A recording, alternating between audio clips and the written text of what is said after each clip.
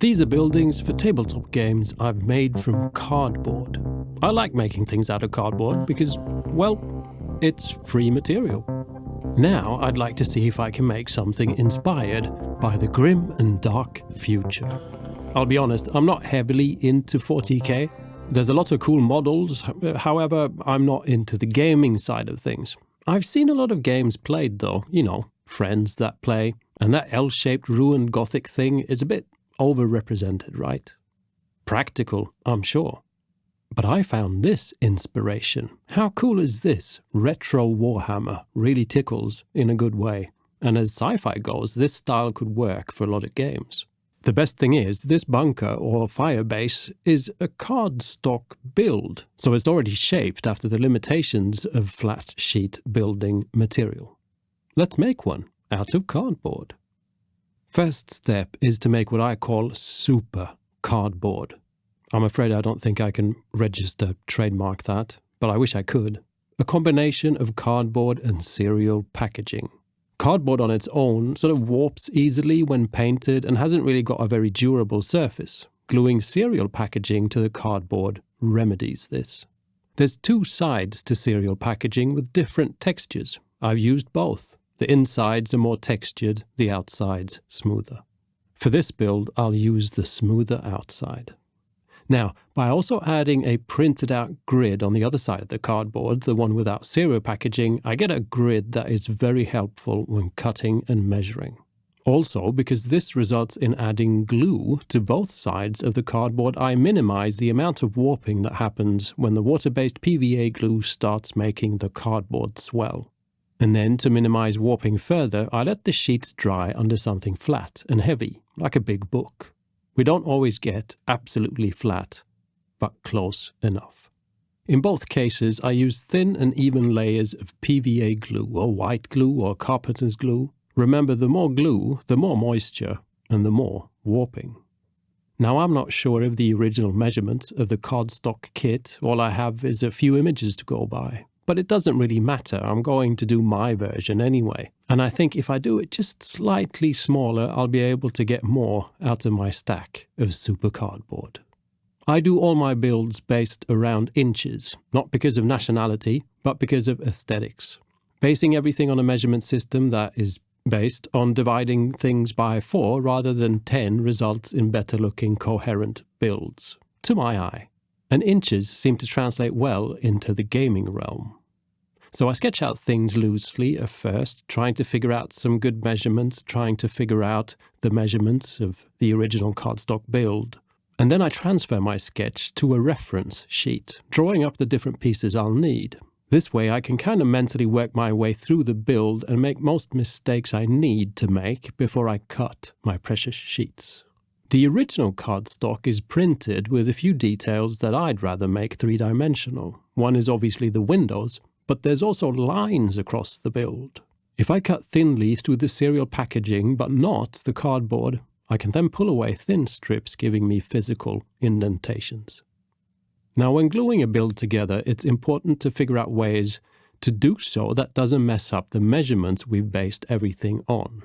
And there's sort of two ways. Sometimes you might need a bit more cardboard to work with. So I add the width of my super cardboard, my construction material, to my measurements, and then cut. Other times, like with all corners on a build, you'll need to remove a bit. What I do is cut away a strip equal to the thickness of my building material at each end, but I don't cut through the cereal packaging, only the cardboard. I can then pull off just the cardboard bit, and things can then be glued together, nice and neat, flush corners. And this is another great reason to use super cardboard. When gluing walls together like this, I line up the sheets to the grid on my cutting mat, trying to make sure all the angles are 90 degrees. Now, the absolute trickiest bits are these angled walls on the main bunker. There's cuts here that just need to be done at an angle, and I mostly just wing it and hope for the best. Now, the back is a bit of a mystery. I've not found an image of what this is supposed to look like, so I'll just go for what I think should be there. A large blast door and another smaller door, because doors are cool, especially blast doors. I do all my sort of design choices based on measurements. As I said, all measurements are based around inches and quarter inches. So the cut indentation lines in all the walls are 1.5 inches from the ground. The top indentation cuts are 2/4 inches from the top. This side angle bit is cut so it fits center on the side of the wall with the 3/4 inches on each side. The blast door opening is 2/4 inches deep. Because sticking to this system, everything will just look so, well, meant to be when done.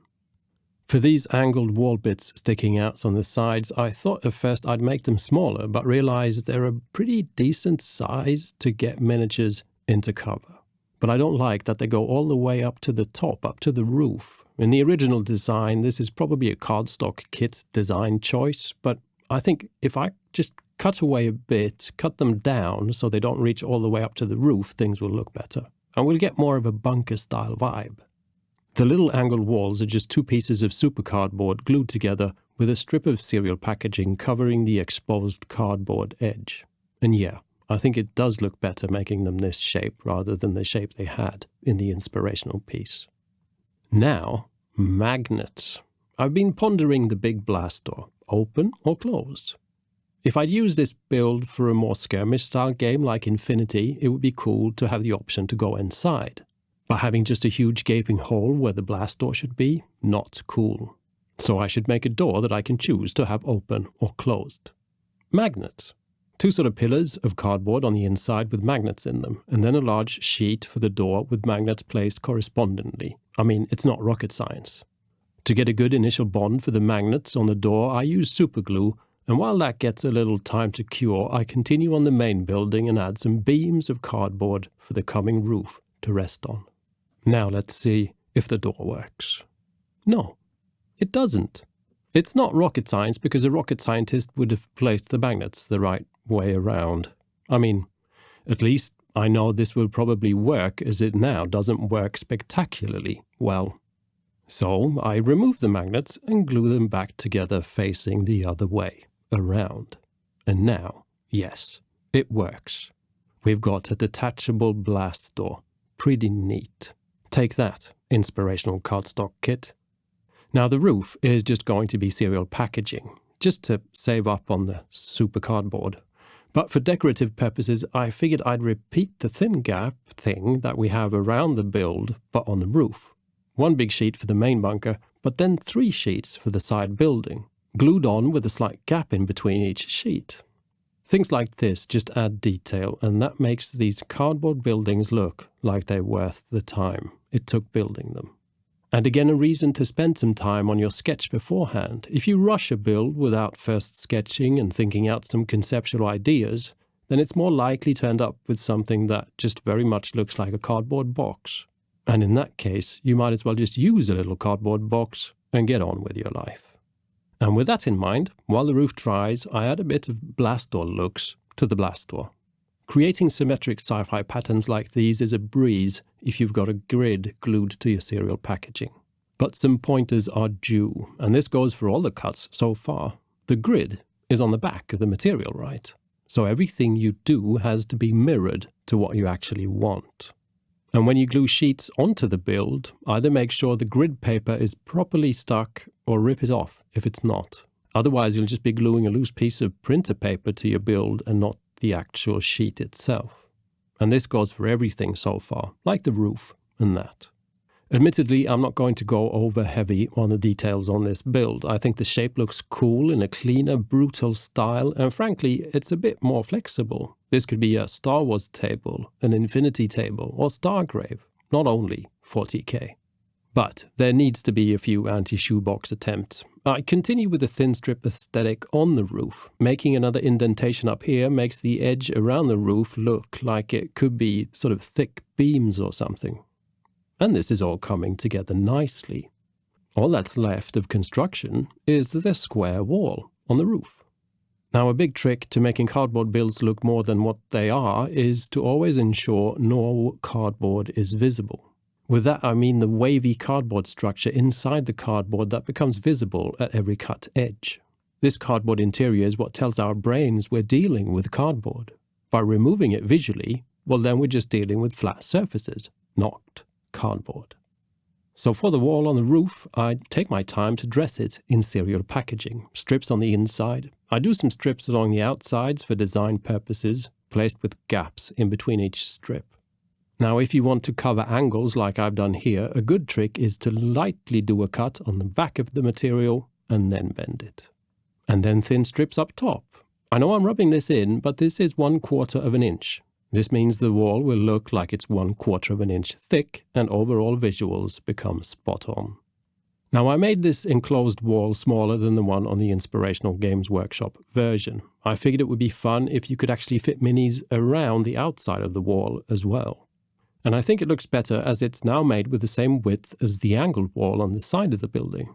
And, well, fits centered on the roof with 3/4 of an inch all around it.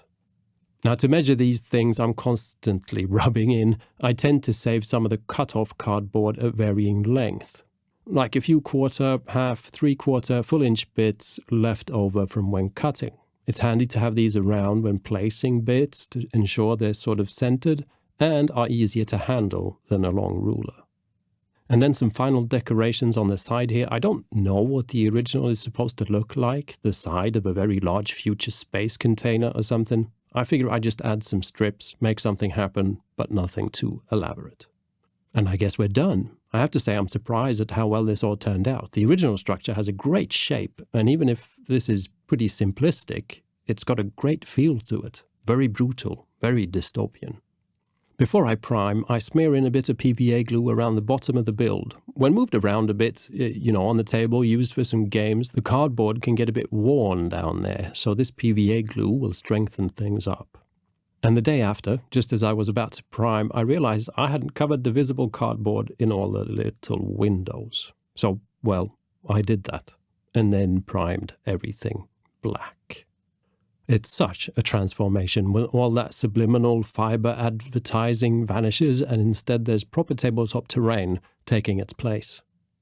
I'm going to breeze through the painting process here. It's pretty similar to how I've painted my prior cardboard builds, and there's already 2 videos for you to check out for more inspiration there. But it's mostly sponge-based painting, makeup sponge. The sponge is soaked in water, then squeezed out to the extent that it's no longer a wet sponge, but a damp sponge. And using paint heavily diluted in water, I'm going for almost half and half. I dip the sponge in paint, dunk off excess on a piece of paper, and then stipple on the paint. The first dark layer is pretty covering, but as you can see, we get great shadows in all the places where the sponge can't reach, and that's exactly where we want the shadows. Next layer is a bit brighter, warmer, grey. And this is applied with more variation and planning, trying to brighten edges in the top of the building more than the rest. And we now have this lovely, varied and textured grim dark concrete look. For the final step, I use a very bright grey or pale white, and instead of the makeup sponge, I use a piece of sort of kitchen-type sponge. With this, I can create chipping all around the edges that also serve as a sort of edge highlight. I know you can't really see it from here, but this is kind of what it looks like after this step. And I can use the same sponge and do even more wear and damage. By dragging it straight down with very little paint in it, I get these sort of scratches and random damage. You can see I'm always trying to do this where it would feel natural to get extra damage, at edges and where there's details that would be more prone to wear and tear. Now this is all very monochrome, and I think that's a good life choice. But I do want to darken down a few details, and I just got my hands on some of these speed paint markers from Army Painter, and thought I'd try one of the dark grey ones. I don't really think this is what they're intended for, but it was a handy way of applying paint. I had to add a bit of speed paint medium as well to not darken things too much, but the result was pretty cool for a sort of tarnished metal vibe. They were super handy for these small details, like just doing these little, well, I know it's a bunker, but I'm still going to say windowsills. But in this case, a lot easier than doing something with a brush. The next step before weathering is getting some details on. Things like transfers and what I like to call high-definition details take buildings like this into another realm. It's like just a few choice items of high detail, it could even be plastic or resin bits, hides the fact that the rest of it is just your breakfast leftovers. First, some hazard stripes. This splash of color will do a lot, but it's also funny, like, hey, Space Marines, mind your step, you might trip over the edge. The fact that orcs like hazard stripes now kind of makes more sense. Anyway, these self-adhesive strips, I think I got them from Green Stuff World quite some time ago, are great for this. And just using a small sponge to apply the paint gives a great result. Next, a few transfers, and so I spray on a glossy varnish first. You can brush on, but this is just a little smoother. Now obviously on the big angled walls, it's where you would put the big winged two-headed eagle thing. But I'm going to go for the fact that this is just bunker number 5. Numbers like these just add to the dystopian vibe, I find. I then use microsol and microset when applying the transfers. Large transfers on slightly rough surfaces like this is a pain. I kind of screwed it up a little and I got a little angry. But we'll hide most of these mistakes soon. The most important thing is just trying to get the transfer on straight and centered, which sounds easier than it is. Now while the transfer's dry, I start painting on dirt streaks with a heavily watered down, very dark brown all over the building. Also, while the transfer's dry, please like and subscribe if you've been enjoying this video. You can also check me out on Twitch for weekly live streams. Oh, and look, now the transfers are dry, and I varnished over them with a matte varnish. And then I can use the same diluted dark brown paint to tone down that stark white into something a bit grubby looking. With a bit of the grey paint used on the building, I can also add chipping and scratches to the transfers. Aim for around the edges of the transfers for a convincing result. And then with a bit of dirt streaking down over them, they'll look fully integrated into the paint job and a natural part of the building. Transfers on their own are just so stark and boring and flat, but treating them like this, and it kind of looks like you've just got some high-level freehand skills going. The last layer of weathering is going to be streaking grime from AK Interactive. This is an enamel-based paint, and because of that, it feathers out beautifully, and you can create some very soft sort of staining and streaking. I had this on the top of my previous streaks, as well as, well, just more, everywhere. Then grab a soft, wide brush, moist in thinner, and brush down to feather and pull down the paint, creating sort of softer dirt streaks that, together with first harsher acrylic streaks, paint a pretty grim and dark picture. And there we are. I'm actually stoked about the result. This is a really great shape. It's large, and that's fun. I mostly got smaller buildings done so far, and this sort of adds the, whatever, imperial presence on the table. I can see some torturing of heretics or rebels going on the inside, as well as the repairs of an assault bike or a CPH speed bike. It's also cool getting pretty close to that old Games Workshop cardstock design, all with pretty much only materials that are free at hand for most. Together with my other cardboard builds, this is all starting to look more like the distant spaceport I wanted it to be. As always, a great thank you to my patrons who keep this channel running. Well, no they don't, I do that, but they keep me running, so it's like a circle of infinity, as long as there's patrons, or I get captured by the Imperium. But if you'd like to join their glorious ranks, not the Imperium, the patrons, it would make my day.